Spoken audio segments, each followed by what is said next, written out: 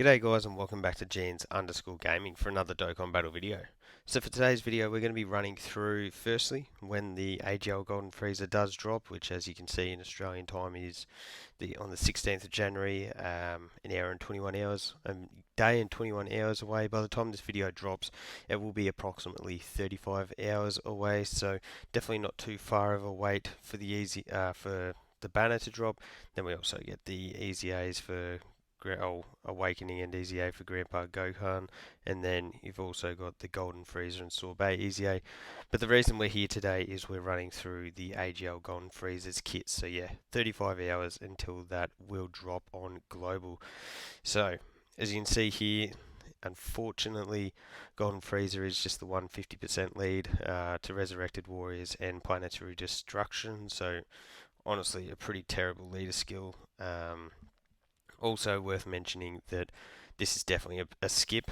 As good as this Golden Frieza is, which he certainly is good, it's just not worth your stones. There'll be much better Dokkan Fest banners that will come up.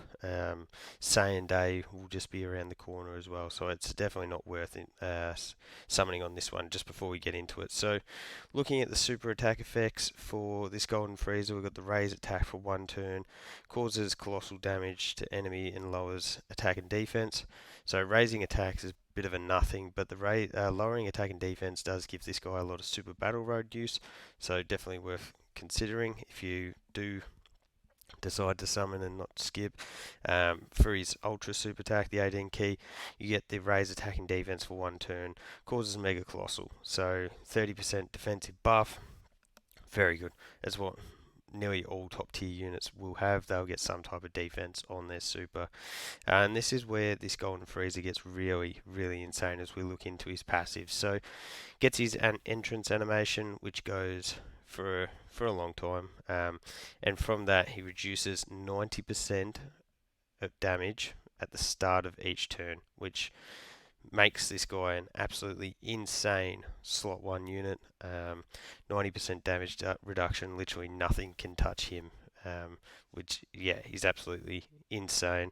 And from there he does lose 10% of his damage reduction with each turn. That can reach a minimum of 30%, which is still a really good amount when you're adding in the fact that this guy does boost his defense on super, on his 18 key super.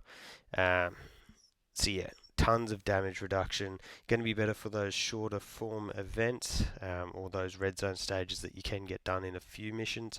But still, when you do get down to that 30%, I think he's going to be still very powerful as a defensive unit. So you can also see he does get key +5 in attack and defense 100% start of turn, gets an additional attack and defense 100%, and launches an additional super attack when HP is 50% or more. So keeping up with sort of the other Golden Friezas, those Easy A's, where it is a HP requirement that they do keep their defensive abilities. He gets +2 key and defense +50% starting from the turn in which the enemy performs the fifth. Not the enemy, from which he performs his 5th attack. So that means, yeah, extra 50% is pretty big for a unit that does have damage reduction. So if you get him, if you get dupes, maybe you're definitely going to be wanting to go full additionals with this guy. If you're able to get off those 3 supers in a turn, can go absolutely insane. Also the fact that he can do pretty good damage, because you get that raising attack 3 times. So additionals is definitely the way to go with this guy. Plus an additional 2 key and 50% attack starting from the turn in which the character receives his 5th attack as well. So that's sort of just going to come with how you use this Golden Frieza. As I mentioned, he's a slot 1 tank, so you're going to be putting him in slot 1, which is usually where most of the attacks are. He's going to build up that pretty quickly, and you're going to get that extra 2 key and 50% attack. So yeah, he has a really good passive there. So for his active skill, he does massively raise his attack, causes mega colossal damage to all enemies. Not the best active skill because it is a AoE. So any active skill that is in AoE automatically just drops off a huge amount of damage. He doesn't get any chance to crit with it either, which does sort of make it a little more flunky as well. It's sort of just something that is there.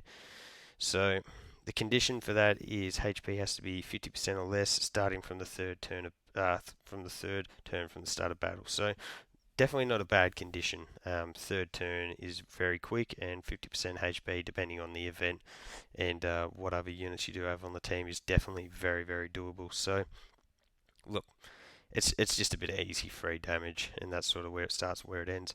In terms of links, you've just got a bunch of the usual Frieza.